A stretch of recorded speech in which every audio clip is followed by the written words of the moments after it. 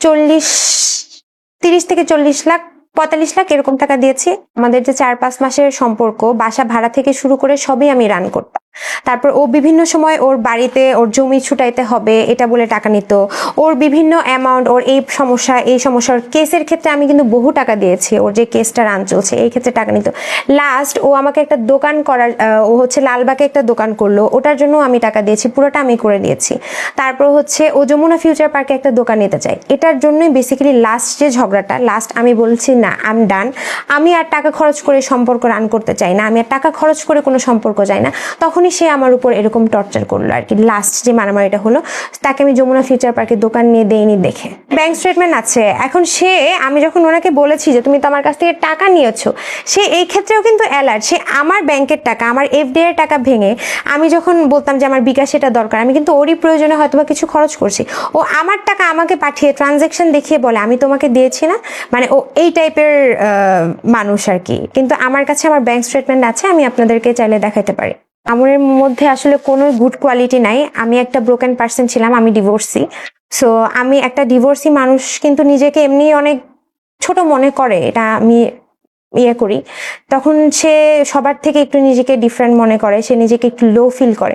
তো আমি যখন এই লো ফিল করতাম, মামুন আমাকে ওই সময়গুলোতে অনেক সময় দিত, হ্যাঁ বিয়ের আগে সময় দিত, তখন আমার আস্তে আস্তে ওর সাথে একটা অ্যাটাচমেন্ট ক্রিয়েট হয়। আপনি যখন একটা পেটও পালবেন বাসায়, একটা বিড়াল পালবেন বা একটা কুকুর পালবেন, আপনার একটা তার প্রতি একটা অ্যাটাচমেন্ট কাজ করে। সো এই ক্ষেত্রেই আমার অ্যাটাচমেন্ট কাজ করেছে। তার সাথে থাকতে থাকতে তার এমন কোনো বিশেষ গুণ নাই প্রিন্স মামুনের যে আমি তার প্রতি অ্যাট্রাক্ট হয়ে আমি তার প্রতি এই টাকাগুলো দিয়েছি। সে জাস্ট আমার সাথে ছিল, আমাকে ওই জায়গাটা থেকে বের করেছে। আমি মনে করেছি আমি অনেক ডিপ্রেশনে ছিলাম আমার প্রিভিয়াস সম্পর্ক নিয়ে বের হয়ে যাওয়ার পরে, সে জাস্ট আমাকে ওই সম্পর্ক থেকে বের হওয়ার ক্ষেত্রে হেল্প করেছে, দ্যাটস ইট। তার কোনো বিশেষ কোনো কিছু নাই আসলে।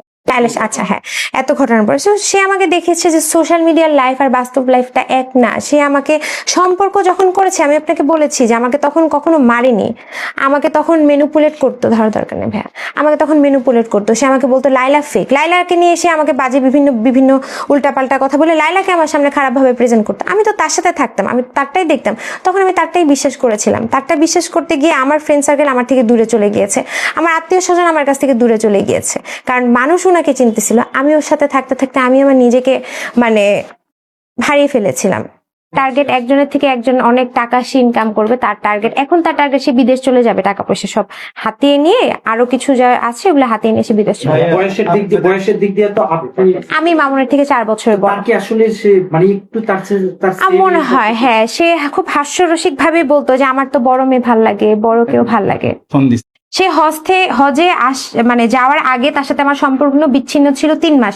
তখনও সে বিভিন্ন মেয়ের সাথে এরকম নেশা করে বেড়ায়, তো তখন থেকে তার ফেসের অবস্থা এরকম। হজে যাওয়ার আগেই দেখবেন সেম চেহারা, এখনো সেম চেহারা। তো আমার জন্য কিছু চেহারা পরিবর্তন হয়নি, এটাকে সে হাতিয়ার বানিয়ে আমার জন্য ডিপ্রেশনের চেহারা খারাপ হয়েছে এটাই সে বলবে। আপনি কি মনে করছেন লায়লার কাছে যখন ছিল তখন রাজকুমারের মতো দেখা যাচ্ছে? আমি আসলে ওই সময় ভাইয়া আপনারা চেহারা নিয়ে না বলে অ্যাটলিস্ট এইটা বলেন, ও লায়লার মতো একটা মেয়েকে 4 বছর ইউজ করে প্রতারণা করেছে। সেম ভাবে সে লায়লার সাথে ব্রেকআপ হওয়ার পর মোহনার সাথে সেম ভাবে প্রতারণা করছে। ও যে প্রতারক চক্র, ওর ফ্যামিলি নিয়ে ও একটা পরিবার গঠন করেছে যে মানুষের সাথে এভাবে ম্যানুপুলেট করে মানুষের টাকা হাতিয়ে নিয়ে তাকে ইউজ করে পরে তাকে বেশ্যা বলা হচ্ছে বা তাকে খানকি বলা হচ্ছে। আচ্ছা, এই রকম কাজ বা এই ধরনের অনৈতিক কাজ যেন সে না করতে পারে। আপনারা মোহনাকে জিজ্ঞেস করছেন যে হজে যাওয়ার আগে মোহনা টাকা দিছে কিনা।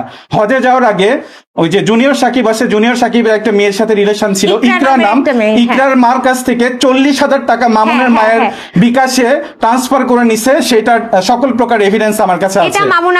এবং মামুন যে এই অনৈতিক কাজগুলো করছে লায়লার সাথে, মোহনার সাথে, বা আমাকেও কোর্টে চাকু মেরেছে, ও এমন কি কিশোর গ্যাং এর লিডার তো অবশ্যই, এবং ওর সঙ্গে কিশোর গ্যাং জড়িত, এটা আমি আগেও বলেছি, অনেক ইন্টারভিউতে বলেছি। তো একজন কিশোর গ্যাং এর লিডার যদি বাংলাদেশে এই সুগার মাম্মি ধরে বা বয়সে সিনিয়র মেয়েদেরকে ধরে টাকা হাতিয়ে নেওয়ার পর তাকে বেশ্যা বলে, এর কি কোনো বিচার আপনারা বা বাংলাদেশের জনগণ কি এর কোনো বিচার করবে না? বা কোর্টের দ্বার প্রান্তে নারী শিশু ট্রাইব্যুনাল 7 নম্বর কক্ষের সামনে আমাকে চাকু মারার পরেও সে মোহনাকে এসে বলছে যে কোর্টের সামনে ওকে আমি এমন জায়গায় নিয়ে গেছি যেখানে সিসি ক্যামেরা ছিল না। তাহলে মামুন কত বড় মাফিয়া এবং কত বড় ডন আপনারাই চিন্তা করেন। ও মানুষকে ধরবে, টাকা হাতে নিবে, BMW কিনে নিবে, 4 বছর লায়লার সাথে একই সাথে নিচে থাকবে, মোহনার সাথে 1 বছর থাকবে, থাকার পরে সে এভাবে আপনাদের গণমাধ্যমের সামনে মুখ খারাপ করে তার মাকে চুদিয়ে সব খারাপ কথা বলে সে থ্রেট দিবে। তাহলে মামুন কি এসে গেছে, এর কি কোনো বিচার নাই? বা বাংলাদেশের আইন কি এর কোনো বিচার করবে না? বা আপনারা গণমাধ্যম কি এগুলা প্রচার করবেন না? আপনারা কি শুধু এটাই প্রচার করবেন যে প্রিন্স মামুন আগে প্রিন্সের মতো ছিল এবং এখন টোকার মতো হয়েছে, আবার পরবর্তীতে সে প্রিন্স মামুনের মতো হবে? এগুলা প্রচার আমরা চাই না। আমি চাই লায়লা আমার বোন ছিল, তার সাথে অন্যায় হয়েছে, অবিচার করেছে, 4 বছর একসাথে থেকেছে এবং লায়লাকে ওইভাবে ফিজিক্যাল অ্যাসল্ট করেছে, মেরে তার চোখ নষ্ট করে দিয়েছিল এবং সেম ভাবে 1 বছর না যেতে মোহনাকে মেরে, মোহনার ভিডিও ফুটেজ আপনারা দেখেছেন যে ওকে লায়লার মতোই মোবাইল দিয়ে, পাওয়ার ব্যাংক দিয়ে পিটিয়ে ওকে হচ্ছে ক্ষতবিক্ষত করা হয়েছে এবং ওর 2টো নখ ছিল, এই 2 নখই 2বার করে ভেঙে দিয়েছে এবং মামুনের মা হসপিটালে নিয়ে গেছে। এগুলা জানার পর তারপরে মামুন কিভাবে প্রকাশ্যে ঘুরে বেড়ায় এবং আইন তাকে কেন স্টেপ নেয় না এবং আপনারা গণমাধ্যম এই নিউজগুলো কেন প্রচার করছেন না বা করেন না? আপনারা কি আপনাদের শুধু ভিউজের জন্য একজন ভাইরাল পারসনকে বা ভাইরাল টপিকস নিয়ে আলোচনা করবেন, নাকি আপনাদেরও একটা বিবেকবোধ আছে? আজকে যদি আপনাদের বোনের সাথে মোহনা যদি আজকে আমার বোন হইতো বা মোহনা যদি আজকে আপনাদের বোন হইতো, আপনারা কি চাইতেন? লায়লা যদি আজকে আমার বোন না হয়ে আপনাদের বোন হইতো, আপনারা কি চাইতেন না বিচার?